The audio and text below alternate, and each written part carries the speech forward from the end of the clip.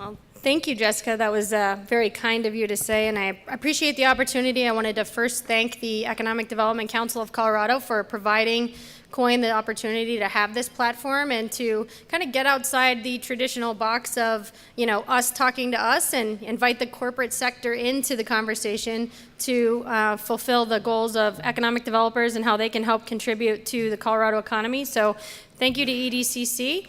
I also want to thank Ken Lund, our director, who's also in the office, for his leadership and vision behind the Colorado Innovation Network, as well as JB Holstrom, who you will hear from later, who is a very active board member in COIN and has contributed greatly to the success of the organization throughout the years.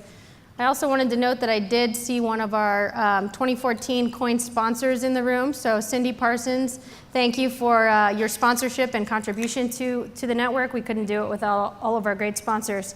So with that, I wanted to start the conversation with why are we focused on innovation? Why is that important to the Colorado economy, and why would we put so many resources behind innovation?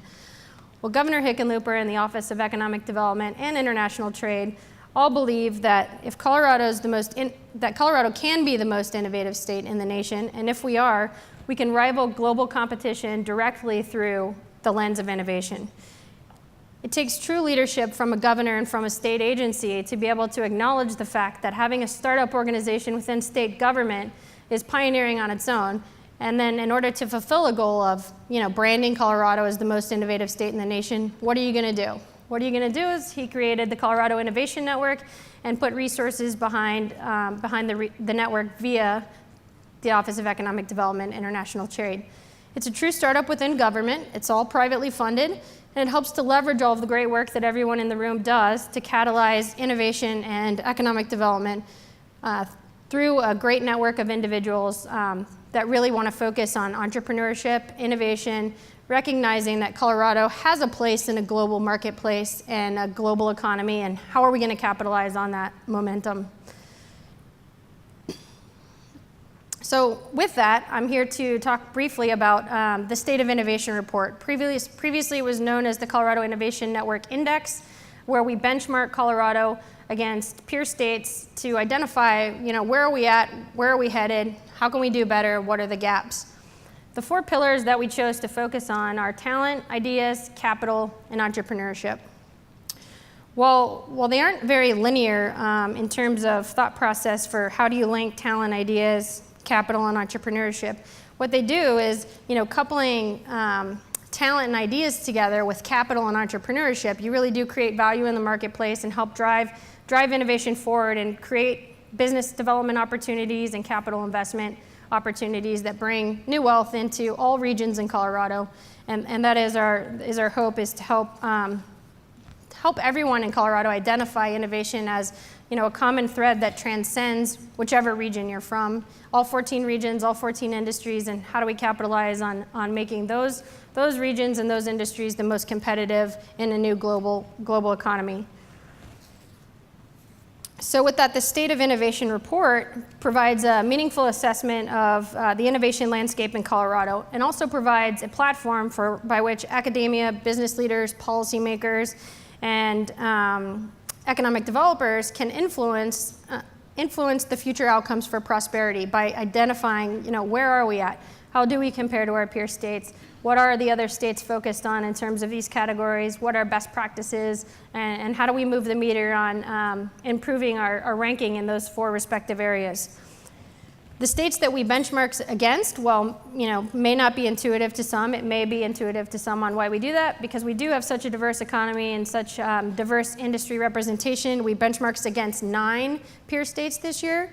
We benchmarked against Arizona, California, Georgia, Illinois, Massachusetts, North Carolina, New York, Texas, and then peered ourselves against the US economy as well. I'm not going to get granular in terms of what the report indicated. Our panelists are experts in each of the respective categories and can help shed light and provide questions and opportunities to really dive deep into these areas. But I will encourage all of you to read the State of Innovation Report that came out of the Colorado Innovation Network and really get deep into what the highlights are indicating. So some of the high-level high-level things that came out of the report is that Colorado is a really talented economy. We are the second most highly educated workforce, and we continue to attract talent. The states that we attract talent from the most often are California, Arizona, and Illinois. And the states where we have outbound migration for talent is California, Washington, and Arizona. So most of our talent leaves to those 3 states in our peer state categories. And then most of the talent coming in comes from California, Arizona, and Illinois. So that's important because we recognize that as the economy becomes more global, everyone in terms of talent and human capital becomes more mobile. So how can Colorado really position itself to be a place where the best and the brightest want to be and the best and the brightest continue to come to? So we have to really continue to develop a brand as a place where we are a knowledge-based economy and that we do have critical infrastructure, assets, and jobs to bring these talented people into. Colorado boasts a positive net inflow of young and educated people from other states, and we have an increase in STEM degree attainment and graduates compared to our peer states. So that's a high-level overview of what's going on in the category of talent. In terms of capital, this has always been a dynamic discussion around, does Colorado have enough capital? Is there enough capital flowing into the state? Is there enough critical mass of investors to make a startup or an entrepreneur or a scale-up company comfortable entering the market? And what we find is that we are lagging behind in terms of access to capital, but while that VC money flowing into the state is lackluster, we do find that compared to our peers, our IPOs are among the top in our peer states. So we've recognized that after the companies make it through the startup stage, they're able to successfully raise capital from broader markets. So that's a great story for Coloradans and in terms of productivity and perseverance. So they are able to access capital while we may not have the critical mass here, and it is something we can work on. They're still able to continue to grow their companies here in Colorado. If you do the venture capital dollars flowing in by industry, information and technology would have 37% of that market. Biosciences would have 20.5%, media and entertainment would have 16.3%, industrial and energy would have 14.6%, and computers and peripherals would have 7.5%, consumer products would be 1.8%, and the remaining 2.4% would be all other industries. So it gives you kind of an overview of our portfolio and where VCs are directing their funding to within our key industries. In terms of SBIR grants and STTR grants flowing into Colorado, we fall just behind Massachusetts. We're second in those, and we're also second in patent production behind Massachusetts as well. So Colorado and Massachusetts are really battling it out for those dollars in terms of innovation, research dollars, as well as SBIR and STTR grant programs. In terms of ideas, Colorado boasts 30 federal laboratories, which are no secret. They're a great contributor to the Colorado economy, and they rank close to the national average in terms of research and development. We're actually third. We fall behind Massachusetts, California, and Utah in that category, but I think Colorado has a real momentum around our advanced industries and our advanced industry programs to really accelerate us into the number 1 and number 2 spot. And then in terms of entrepreneurship, Colorado does really well. Kauffman Index, which is not in our innovation report, but has 5 of the top 20 startup cities here in Colorado and 4 of the top 10. Grand Junction, Colorado actually rounds out that top 5 of the top 20, so that's our one outside of the metro area that makes it to the list. But we've got a really strong entrepreneurial network in the state of Colorado, and it's we're ranked among the highest in our peer states for startup and job creation. In 2012, 25% of all employed Coloradans own their own business, and Colorado ranks second among peer states in gross and net new job creation. Startups aged 3 years or less account for 17% of Colorado's total employment. So we continue to support this ecosystem of startups and believe that entrepreneurship really is a key driver in the Colorado economy. So was asked to give highlights on the report. I didn't want to get too granular, but hopefully that gave you a good idea of where Colorado's at in each category. If you want to look at the full report on where Colorado peers against all of those other states, you can find it at www.coloradoinnovationnetwork.com. And look for this icon, the State of Innovation Report 2014. You can also look at the previous year's reports to get an idea of where we're at and where we're at in the last 2 years and where we're at today. And with that, I have the great honor and pleasure of introducing our COIN board member for the last 3 years and now CEO of the Blackstone Entrepreneurial Network, J.B. Holstrom, who will introduce the panel and kick off the next part of this presentation. Great job. Thanks, everybody. Whoa, it's loud. I highly recommend reading the report. If you haven't, read it. Don't read it now, but do read it. It's highly valuable. It's really great stuff. Michelle, thanks. Thanks for all that you've done with COIN. Ken, thanks for shepherding COIN over the last few years. Thanks, everybody, for being here. The first thing I'm supposed to do is ask whether or not you have enough beer. If you don't have enough beer, I can do nothing about it, but you're welcome to raise your hand, and I'm told there will be more beer that will come.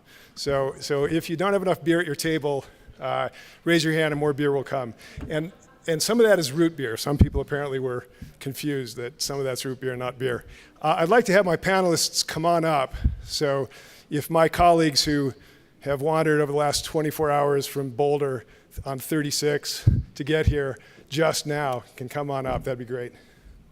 And I will introduce them once they're up.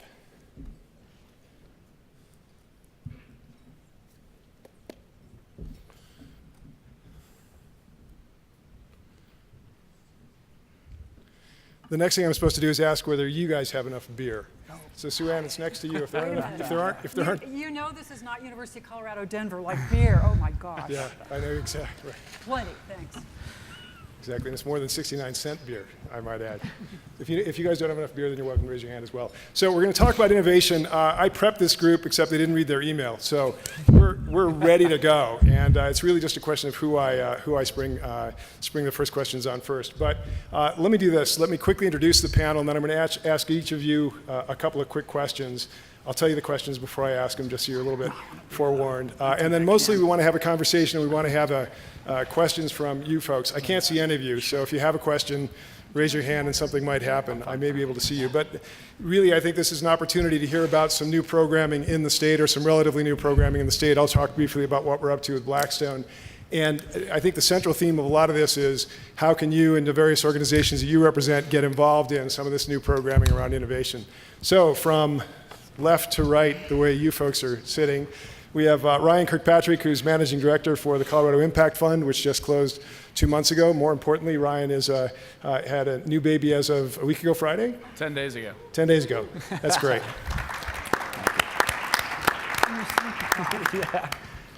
Yeah, Ryan hasn't slept in 10 days, so ask him a lot of questions. Yeah. Is there coffee in this beer? Yeah. Different kind of beer. Sue Ann Ambron is the Dean of the CU Denver School of Business. She actually founded Apple. Well, what? I know. I had to make sure everybody was awake. She was a transplant here from Silicon Valley. I'll let her tell you a little bit more about that. We're very fortunate to have her. CU Denver, the business school, is doing a phenomenal set of very innovative things. It'll be fun to have you talk to the group a little bit about that.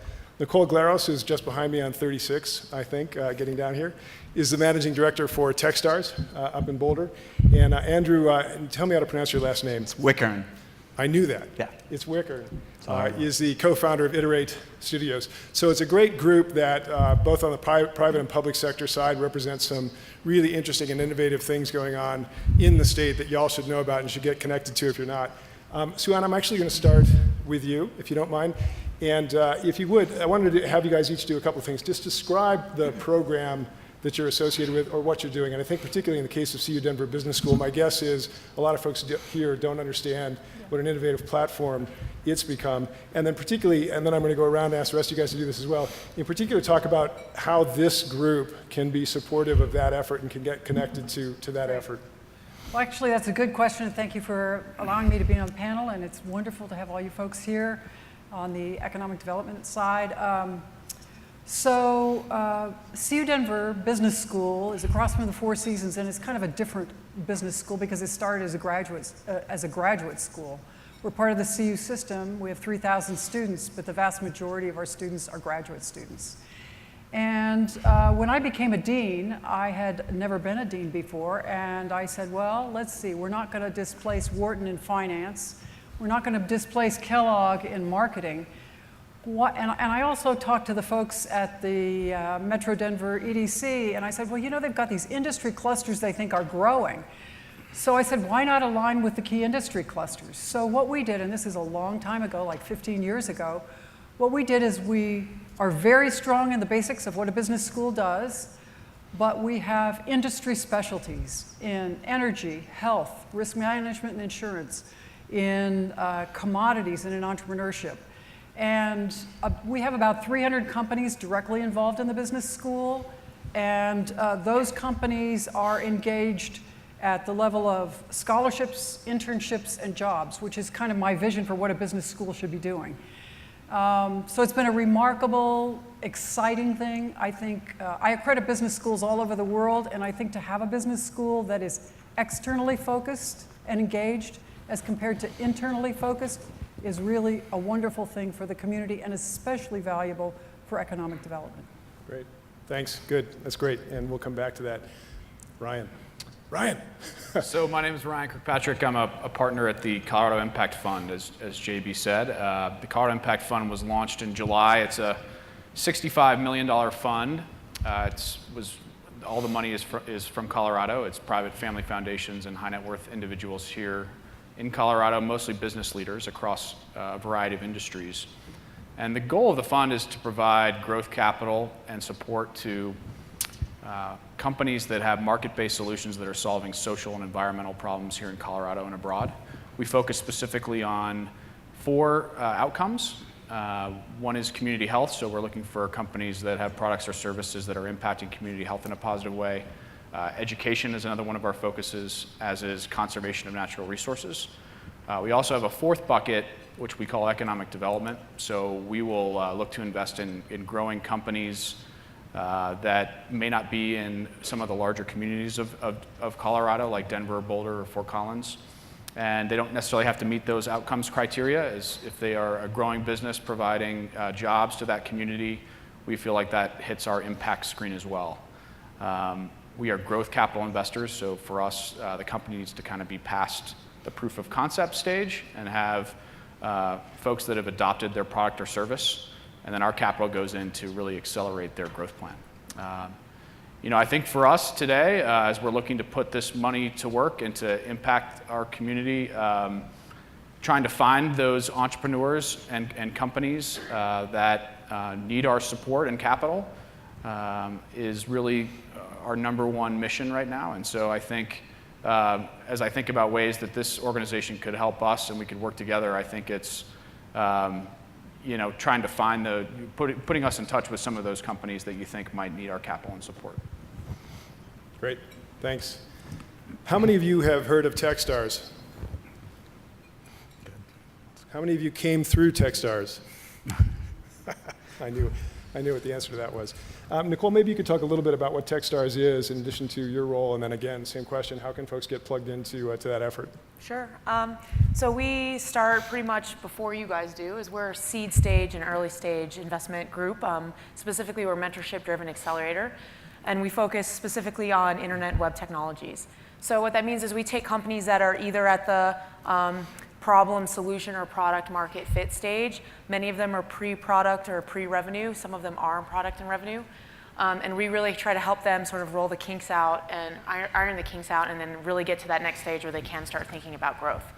So because we're a mentorship-based program, what that means is we run a cohort every year. Specifically in Boulder, I run about somewhere between 10 and 12 companies through the program.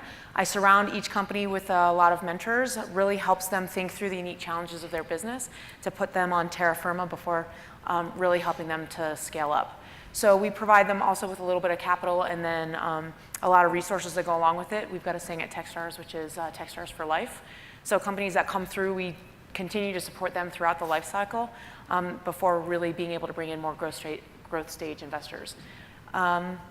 Techstars has grown to 13 programs across the world. We've got one in London now, actually two in London, which is great.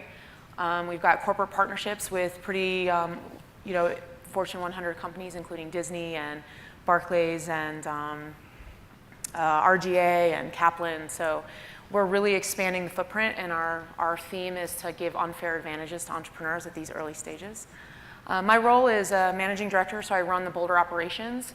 I'm in this is my 8th program, so I think I've got like around not quite 90 companies in my portfolio through Techstars. And how you guys can plug in, well, just like any investor, we're always looking for great companies. So the things that we look for in companies are team, market, product, idea.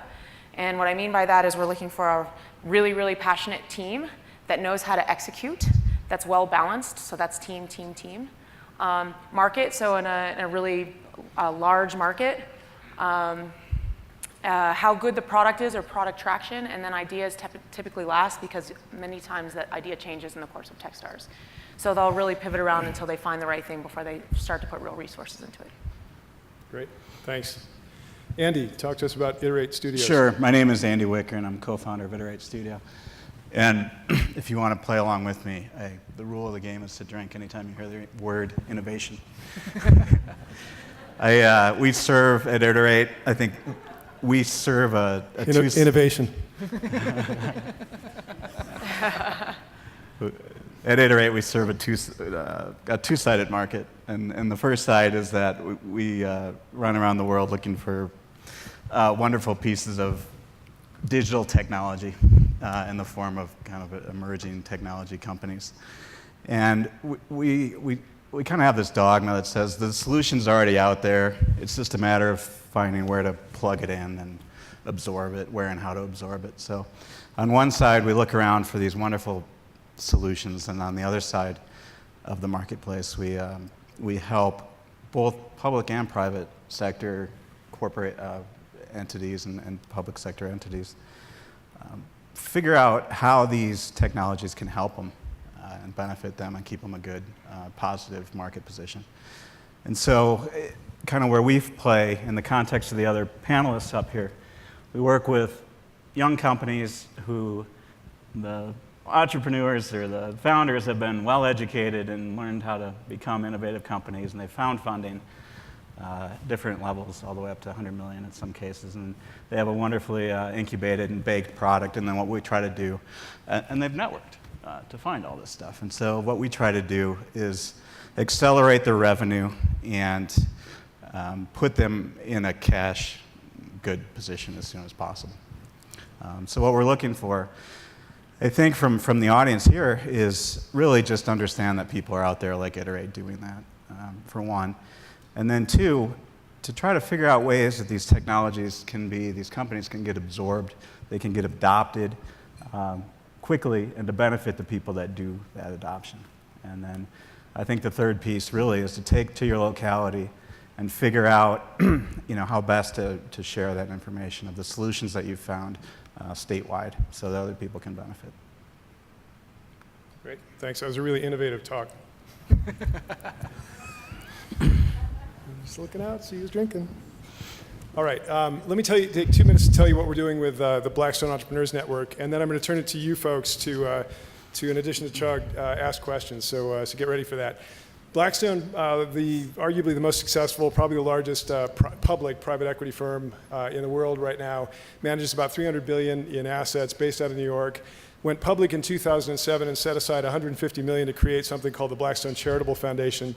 About 2 years ago, our Senator Bennett was meeting with a guy named John Gray, who runs real estate for Blackstone.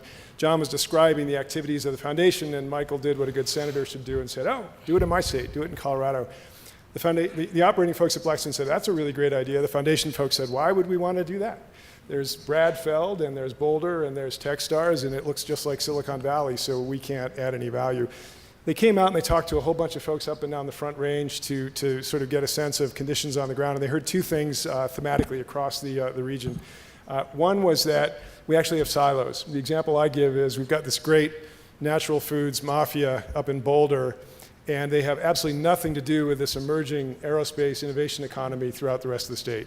There are a lot of reasons for that, not just the fact that they're different industries, but the reality is that for all the success that we've got in many ways, we have silos of industry where the folks who've had a great deal of success, have great connections, have the ability to help, don't typically work one with another across those industry and geographic silos. So that was the first thing that they heard. The second thing that they heard was that we haven't had enough scale-up successes. We don't have enough tent-pole companies in significant industries that in themselves become the entities from which you get a lot of great innovation and entrepreneurship.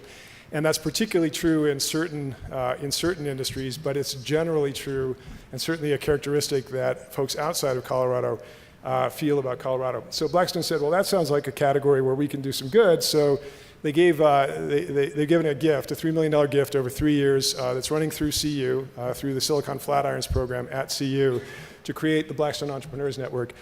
And the idea is really simple. We're trying to break down those silos. And fundamentally, what we're really all about is trying to break down those silos. So we have about 180 advisors signed up. Half of them are what we call growth advisors, and this is where y'all can plug in. If you've got a great network that can be useful to these gazelles, or as our governor calls them, pronghorns, these companies that are fast rising in the state, then we want to talk to you about prospectively being an advisor in the network. Growth advisors are typically folks with services firms. They may be in government or other who have really broad networks, but they haven't necessarily been there as entrepreneurs on their own. About half of the advisors then come from industry. So these are serially successful, I can't say that fast often, they're serially successful, innovate, that's just for Andy, serially successful entrepreneurs in the 5 industries that we're dealing with who have been there and done that, have scaled companies. And we have just a phenomenally illustrious list of folks who are participating. So that's one side. The other side are companies. It's the gazelles or the pronghorns. It's these companies that are past existential risk. So if you think about phases of companies, the ones we're dealing with are more like, in fact, Ryan and I talk a lot, more like the kinds of companies that Ryan's talking with. These are companies that look like they've got the prospect to be really big. They may be 15 months from an IPO, they may be 3 years from a takeout, but they've got the prospect to be a really, really significant economic factor in their industries. And then our job is to put those two together, to get these advisors across industries and across geographies to work with these select companies to help do everything we can to ensure that they grow and succeed here in Colorado. They get to be as big as they possibly can be here in Colorado. So that's the initiative that's going on through the Blackstone Entrepreneurs Network. I think one of the observations I'd make about that, when the Blackstone folks came out, when we launched this late in April, we sort of formally got it going over the summer, but launched it late in April. We had a breakfast with Senator Bennett, Governor Hickenlooper, Dan Caruso of Zayo. If you don't know that company, you should. It'll be the largest IPO in Colorado history here in probably 3 or 4 months, knock on wood, if the markets stay good. Brad Feld, a few other entrepreneurs in town, some from oil and gas and other. And the observation the Blackstone folks made over the course of that breakfast was that while they operate, of course, all over the country, there's more alignment in this state than anywhere else. That what they were hearing from the governor or the senator or the business leaders or our academic leaders all sounded the same rather than different. And in their mind, that was a tremendous advantage for us and a tremendous opportunity for them. So that's what we're up to with the Blackstone Entrepreneurs Network. It's pretty much your turn. If you raise your hand, one of 2 things will happen. I will definitely call on you, but you'll also get a beer. So anybody have questions for the folks up here? I certainly have some. These are all initiatives that folks may have heard about but not known a lot about. I don't want to come out there and get you. Yep. Right oh, on she this- was just over sewing here. something. Yes, sir. Good afternoon, Steve Art, City of Wheat Ridge. So our lunch speaker today talked about technology, and technology is not driving jobs, and we as economic development professionals are concerned with jobs, jobs, jobs. That's Right. what it's all about, our communities. Would you agree or disagree that technology is not driving primary employment over a long term? Yeah, I'll take that first and then I'll hand it to others. I think every business is defined by technology going forward. So to me, it's kind of a null set. You can't say that we're going to grow employment and say we're not going to do that around technology. Agriculture and satellites, how close are those now? So I think it's a bit of a distinction without a difference historically. Having said that, I think there are categories which are technology-based industries which are bigger employers than others. And I guess my last point on that would be, there's a tremendous amount of oil and gas wealth created in the state all the time, oftentimes with very little employment. That's not often really technology-based. So I think it's from my point of view, it's a little bit of an easy but false paradigm. I don't know. Others want to jump in on that? I would say that I think that's kind of an insane statement. From where I'm standing, every single one of the companies that I work with can't hire fast enough, and they can't find the skilled workers that they need to hire them. So I think there are certainly populations within the state that are probably having a hard time finding work, but there are other entire ecosystems that can't find enough workers. So to think that technology isn't driving jobs, I think is you're not looking deep enough. And what I would tell you is that, actually I go back to a little bit of schooling, and which is what I love what you guys are doing, is we have to be prepared for a changing ecosystem and a changing environment. So the jobs that we were training kids for or young adults for, 10 years ago are not the jobs that are needed today. So being able to train a workforce that can shift as the needs of the economy shift is critical. And literally like every single company I'm working with right now, every single one has at least one job opening. There are some that have between 10 and 15 job openings, and they can't find the people to fill them. Can you expand upon that education? What should we be teaching our young adults, Yeah. our elementary school kids today? How should the education system change if you have an idea on that? I love that question. So again, I see through the eyes of entrepreneurship. And the beautiful thing about entrepreneurs is there's no right answer. There's no A, B, C, or D. There's no direct path from point A to point B. So I think teaching children how to think creatively without boundaries, how to make decisions, how to think critically is absolutely paramount to their success as adults, because they're not going to be ever given a clear path forward. And how do we train kids today for jobs that don't even exist yet? Like, we can't. So the best thing we can teach them to do is how to be creative, how to be resilient, how to not fear change, right? Those are the things that we can do, we can help them with. That will better prepare them to change quickly in an ever-changing environment. Sue Ann? So what I was going to say is, I think there's an important quality when you talk about elementary school kids. It really applies to all kinds of folks, and that's this kind of notion of resilience and reinventing yourself. And because I learned my business skills in Silicon Valley, it was a little scary when I suddenly found myself at Motorola and people talked about job ladders and lifers at the company, and I'd never seen anything like that.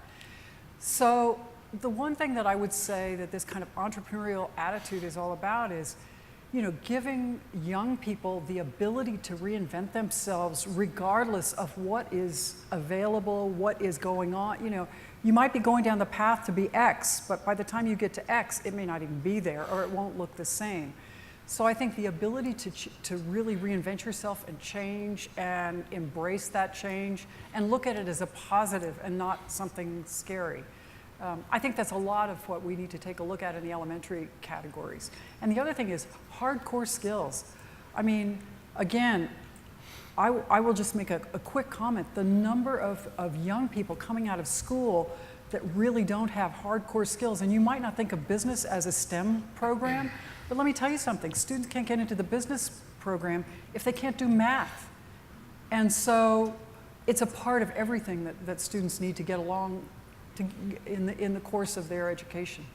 So just to add to that, what I was thinking when you said that it isn't what we teach our kids, and I say kids, but I mean anybody that's learning, isn't what, it's how. And it's in the how that they can be better prepared to take on the different challenges.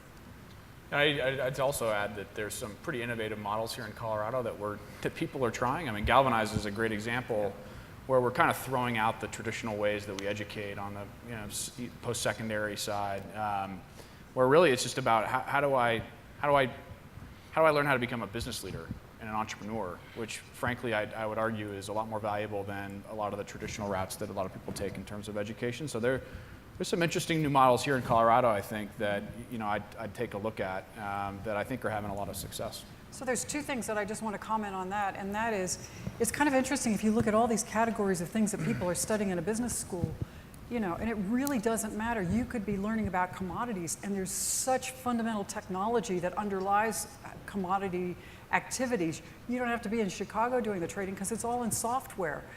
You could be in the health professions, and massive changes in the health professions because of technology. So it almost doesn't matter what category you look at, the technology is really fundamentally changing almost all these industries. Yeah, thanks. One of my pet peeves is we don't give credit in high schools for computer science, as an example. I think there are specific kinds of changes that would be helpful. Another thing from my perspective, I love what Sue Ann's doing with the business school in terms of tying industry into academia. Germany does that really well. I think we've got an opportunity to figure out ways to do that that don't undermine the purposes of higher ed, but give a whole cohort of folks who right now feel like they don't have opportunity an earlier path toward a real opportunity. So I think there's a lot of change to come and a lot to do. I'd like to add one more thing on the technology side, and I apologize because I come out of the technology side of the business, but one of the things that I think is very exciting in the technology is think about these massively open online classes. So our energy program offered a free Introduction to Energy, massively open online class with Coursera out of Stanford. What was so interesting is that there were 35,000 students in that class in 189 countries. It was free. So then you think about, well, suppose you offered an accounting class like that. Why do you need to sit in a classroom, listen to a faculty member, go through these accounting, I mean, the students ought to be taking these massively open online classes and come to class prepared to apply that to some major problem. So I think you're going to see incredibly interesting changes in higher education. That was a 2-beer set of questions. Yes. Clark Becker, Colorado Rural Development Council, and actually your answers, first off, were fantastic, but I'm not sure this is the audience you want to be telling that story to. Policymakers that can influence that change, but that's a side note. Working in rural Colorado as much as I do, and recognizing that this morning we talked about the metropolitan revolution, and we heard Bob talk about how fast the world's changing. I'm not hearing a lot about what is happening from your perspective in rural Colorado. And I'm convinced that entrepreneurism and innovation, that's the secret of what's going to change the economy and create opportunities in rural Colorado. So any sense either what your respective involvements might be that could be supportive and helpful directly to or advice to rural Colorado and or organizations and resources that might be helpful, because not everybody wants to live in urban Colorado. It's a wonderful place and the economic engine, we get that. But there's tremendous opportunity out there and a lot of innovative, talented people. Just curious of your thoughts. Let me do, because I'll forget, but I'm also standing, so I get to go first. So two quick things from my point of view. I was lucky, I had dinner on Monday in New York, and Senator Tester from Montana was one of the folks at dinner, and that was his question. He said, hey, I'm in Montana, what are you guys talking about, right? I mean, the biggest city's got 60,000 people, how the hell? But the observation that was made over the course of the dinner was that even in places of that size, and of course there are a lot of rural places that are much smaller, but even in places of that size, you can have a really robust startup community. So all the things that we've seen, in Boulder and Denver now on the startup community side, a lot of that is replicable elsewhere. It tends to be very entrepreneur driven. So supporting entrepreneurs in those places is kind of the corollary. If they have support and they get networked, then a lot of really great things can emerge. With respect to resources, Startup Communities is actually a book. I'd recommend that. Second point, the state has a number of programs which specifically tilt toward that issue, one of which that I'm involved with that Ken Lund put in place and that staff, the Advanced Industry Award Grant Program. So if there are entrepreneurs out there who have a great new company or idea, there are grants, $250,000 in some cases more if they cross industries available, and there's a real predilection on the part of that program to try to support things that aren't necessarily just here on the front range. So I think there are a variety of state programs in particular that are not necessarily well known that it's worth promoting. Yeah, I'm take it from a technology slant again, but my take is that entrepreneurialism can happen anywhere, and capital is going to find you regardless of where you live, and the information is available to build your community wherever you live. And I think that what I've seen personally is that, especially worldwide, not only local Colorado, is that it's a lot easier to find these startup companies. It has been, and it's a lot cheaper to get them developed and moving toward a viable product, and the geography has nothing to do with that. I think it's more about building these information sharing services so that you can get their technology adopted and benefit the people that adopt those products. I shouldn't say technology.